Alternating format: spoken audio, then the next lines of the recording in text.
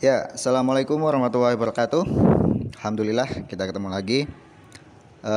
Semoga kita semua dalam keadaan sehat walafiat.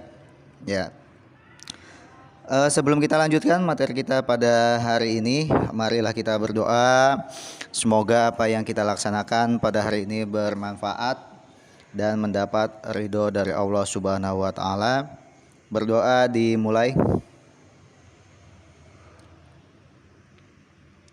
Berdoa selesai. Ya, tetap patuhi protokol kesehatan, selalu melaksanakan 3M, ya, menggunakan masker, selalu mencuci tangan, menggunakan sabun, lalu menjaga jarak. Ya, kita lanjutkan materi kita. Di sini kita lanjutkan tentang persamaan kuadrat ya. Setelah minggu lalu kita sudah membahas persamaan kuadrat. Hari ini kita lanjutkan persamaan kuadrat itu menyelesaikan persamaan kuadrat dengan memfaktorkan. Ya.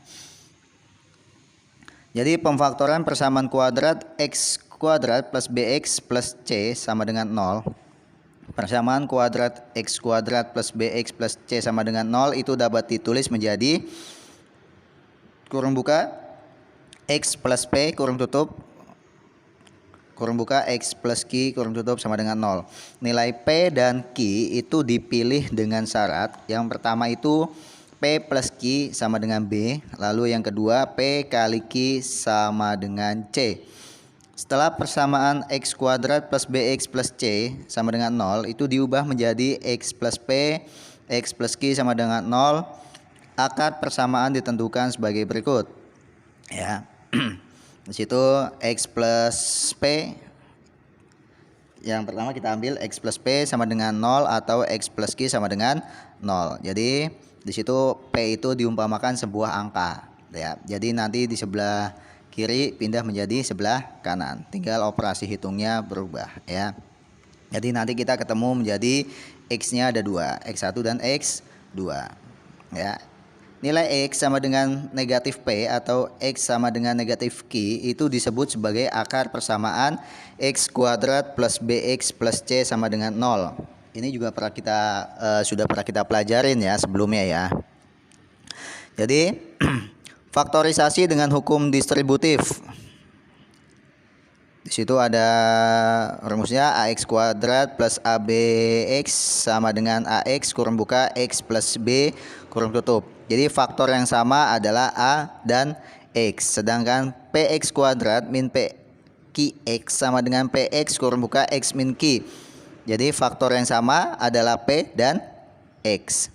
Faktorisasi selisih dua kuadrat. Rumusnya itu X kuadrat min Y kuadrat itu menjadi X plus Y, X min Y. Yang ketiga, faktorisasi bentuk X kuadrat plus BX plus C. Jadi itu bisa diganti menjadi X kuadrat plus BX plus C itu sama dengan kurung buka X plus P, X plus Q.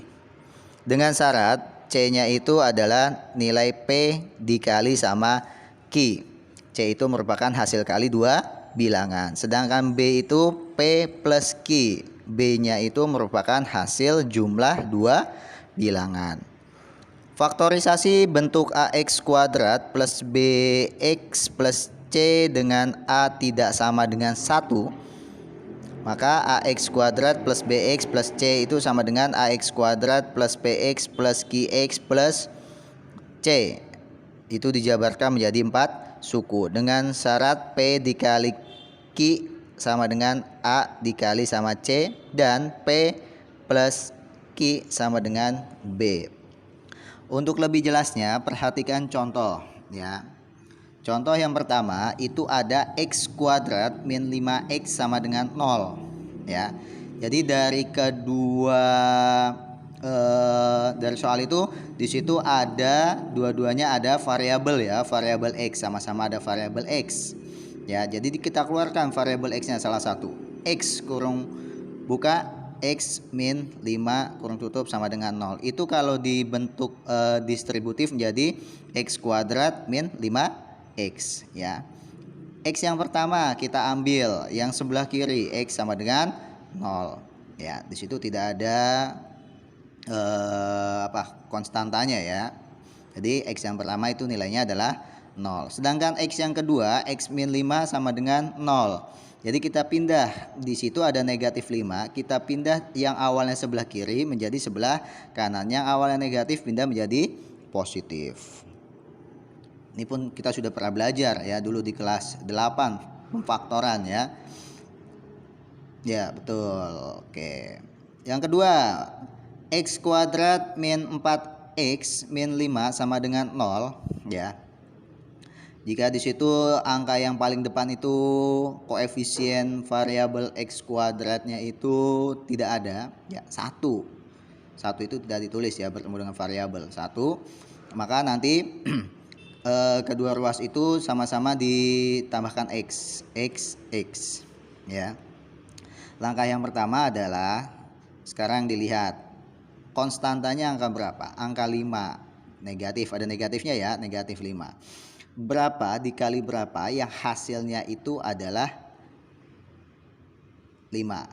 Karena disitu ada negatif berarti negatif 5. Berapa kali berapa yang hasilnya adalah negatif 5. Oh, berarti antara min 1 dikali 5 atau min 5 dikali dengan 1. Itu perkaliannya. Tapi ada syarat yang kedua.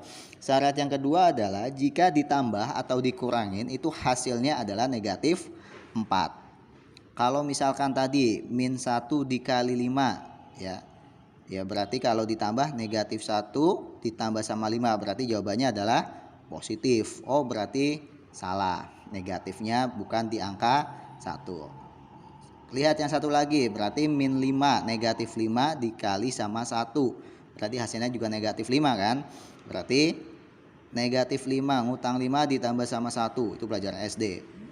Berarti negatif 5 ditambah sama 1 hasilnya adalah negatif 4. Oh iya, berarti X yang pertama adalah X min 5 sama dengan 0. Min 5 dirubah menjadi positif. X sama dengan 5. Sedangkan X yang kedua itu adalah X plus 1 sama dengan 0. Berarti satunya itu pindah ruas menjadi min 1. Ya, ini pahami. Untuk lebih jelasnya silakan buku latihannya dikeluarkan, kita latihan. Oke, silakan latihannya dibuka halaman 51, latihan 3, nomor 1 sampai dengan 15. Ya, 1 sampai dengan 15. Nanti silakan soalnya ditulis di buku tulis, jawaban sekalian nanti masukkan ke GC ya, Google Classroom. Oke, sekian. Assalamualaikum warahmatullahi wabarakatuh.